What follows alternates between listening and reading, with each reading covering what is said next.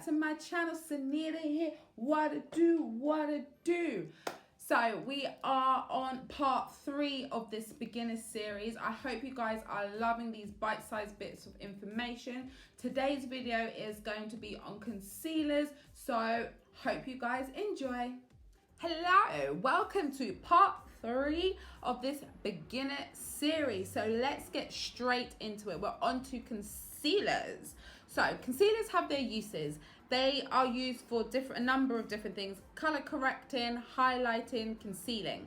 Obviously, that's what they're called. There are 4 different types that you can get: liquid, cream, balm, and stick concealers.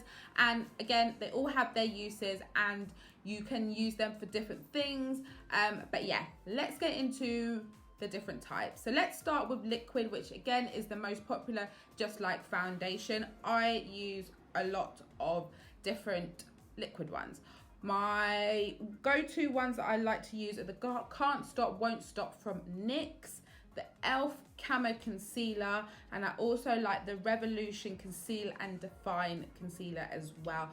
Those are my go-to if I'm going to conceal anything. I tend to use the Camo Concealer to spot conceal, and then I use the NYX and the Revolution to highlight under my eyes, on my nose, chin and forehead.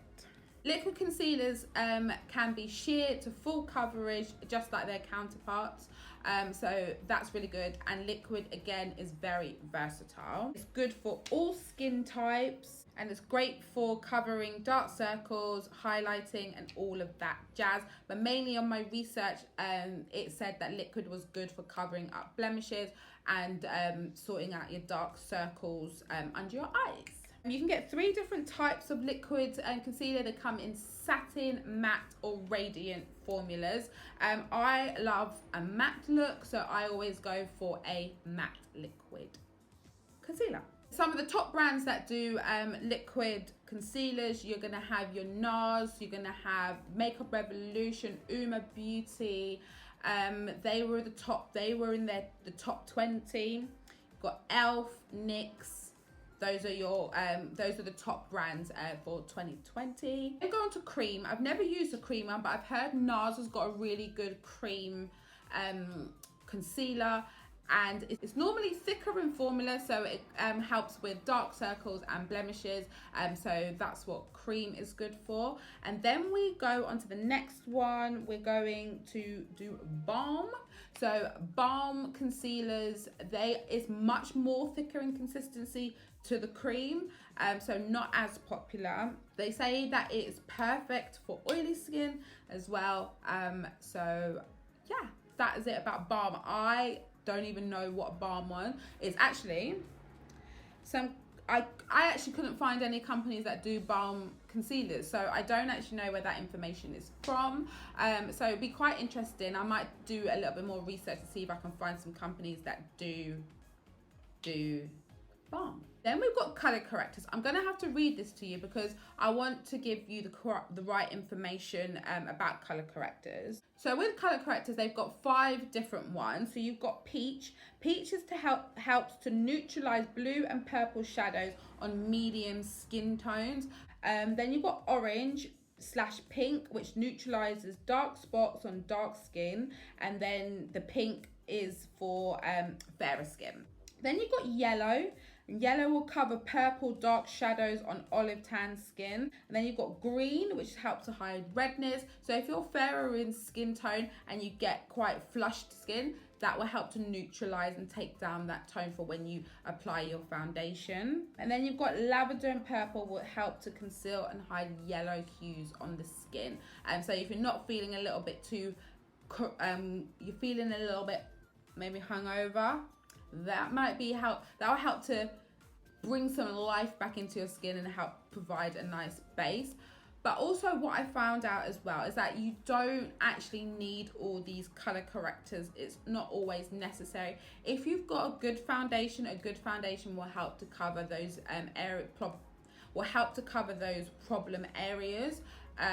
So just look into what suits you. I don't use any correctors. I use concealers to just cover up the marks on my face, and then I go in with my foundation. So just do what is right for you. So the next form of concealer, you've got Stick, and again, like the foundation, it comes in a little compact disc and it's thicker in formula. It's good for covering dark marks and blemishes. So they pretty much all do similar things in themselves. And Stick, they say, has the fullest coverage out of all of the different types of concealers.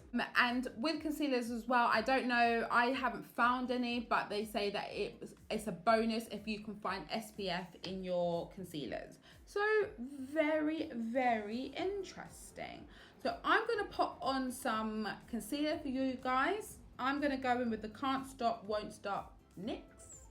And what I like to do is I like to put it under my eyes. I don't go right up under my eyes. I go down the side of my nose and I just go on some of the pores that I've got. I don't take it too far. So again, not directly under my eye, but up to the side of my nose. I take on my nose, on the bridge of my nose, a little half moon on my forehead and chin.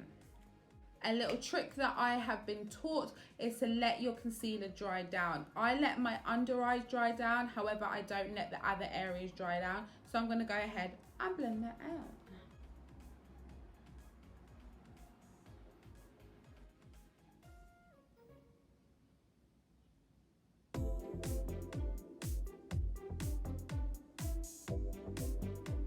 So now you can see that it's a little bit dried down. I'm just going to go in and blend it out. This helps to give my concealer a little bit more of a fuller coverage, and it just sits more on the skin.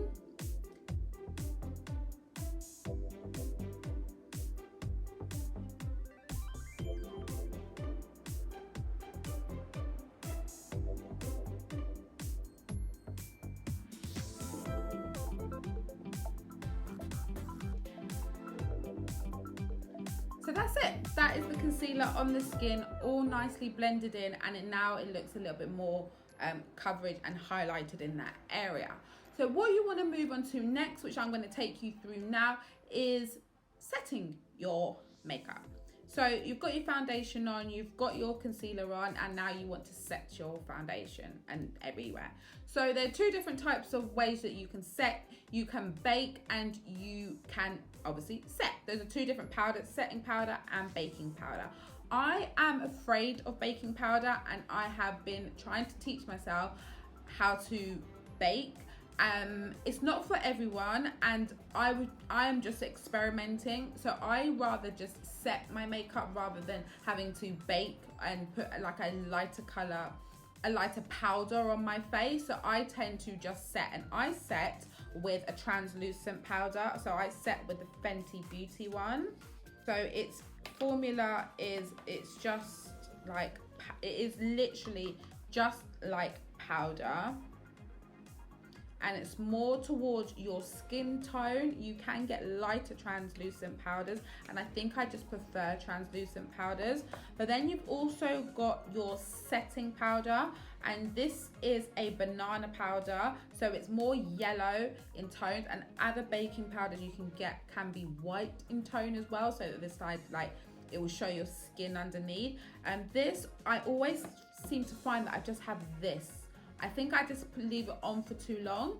But then I'm doing research. I found out from a makeup artist that what you're supposed to do is you're supposed to set your face, especially with this one. I think it only pertains to this one, so don't quote me on that if you try it with other powders and this doesn't work.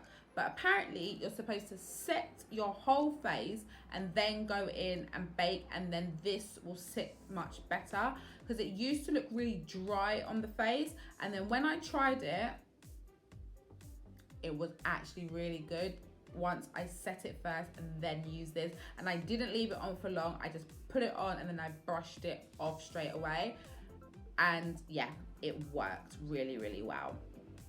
So yeah, those are pretty much the difference in them. Yeah, baking is more finer mineraled product. That's what your baking powder is. And your setting powder can come in a pressed powder, or it can come in a translucent form. So let's put some of this on. So what I like to do is I like to put some in the lid, give it a little shake to like disperse the product and let it sit more finely. And I take my big fluffy brush, press it in, tap off the excess, and pinch it into onto my, first of all under my eyes, and then I will take whatever's left onto the brush, onto my face. See? I'm just gonna do half my face for you guys.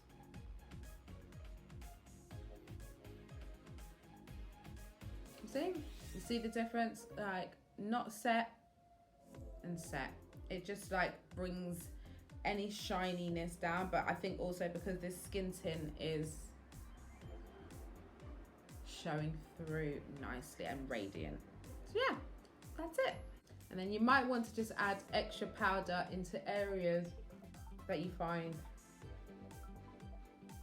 you get sweaty or shiny. So guys, that is it for part 4 of this series, just taking you through concealers and powders, setting and baking powders. So I hope you enjoyed it. Give this video a thumbs up, and I hope you guys did like this. Subscribe, and I will see you on part 5. Bye.